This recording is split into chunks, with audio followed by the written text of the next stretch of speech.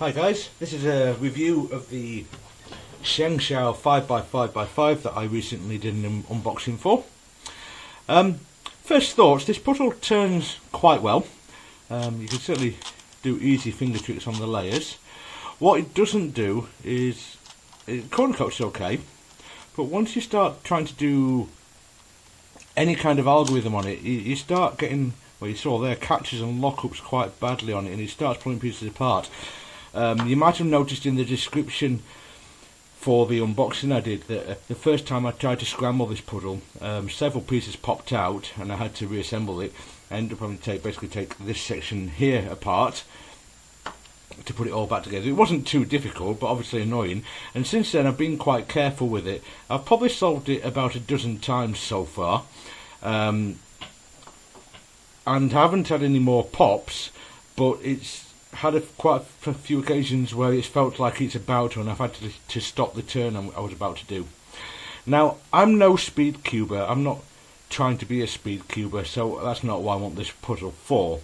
So I'm not too concerned about it. Now, I haven't got any other 5x5s to compare it to, so I don't know how it does compare to other 5x5s, but I don't think this puzzle would be suitable for speed cubing. It may be different if you adjusted the tensions and lubricated it properly. I have lubricated it. I've squirted silicone lubricant into it. It doesn't seem to have made too much difference, to be honest. You can feel plenty of catches while playing with it, but as I said, it doesn't really bother me because I'm not trying to speed cube with it. I just solve it for the fun of solving it. Now, as far as 5x5s go, this is the first one I've ever played with. It's the biggest cube I've played with. I've got plenty of cuboids that are higher order than this, but it's the biggest cube I've got. It's the first time I've gone bigger than a 4x4, which I had before. For solving it, I actually thoroughly enjoyed it. It took me quite a while to figure out how to do the full centerpieces. I use a reduction method, so basically turn it into a 3x3. I could get a couple of the 3x3 centres, but then I was struggling a little bit.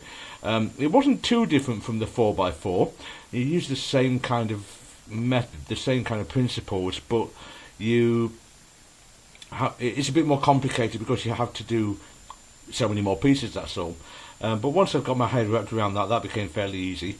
The only thing I couldn't figure out is a parity situation that I was getting, where basically this edge and this edge were swapped over. I must admit I did have to look up an algorithm to solve that parity. That's the only thing I couldn't manage to do myself. So, considering that I basically came from cuboids and a 4x4 to do this puzzle, if you can do, then you can pretty much solve the 5x5. It takes a little while to wrap your head around, but it is certainly doable from what you already know from solving those puzzles. So yeah, would I recommend a 5x5? Absolutely. If you've done a 4x4 and maybe some of the higher order cuboid puzzles, then I definitely recommend giving the 5x5 a go if you haven't already. It's definitely a fun cube to solve.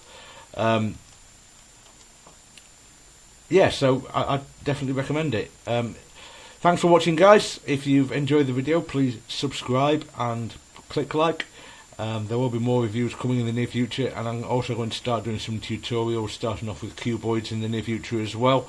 So please keep your eye out for those, and keep watching, and I'll see you soon. Bye.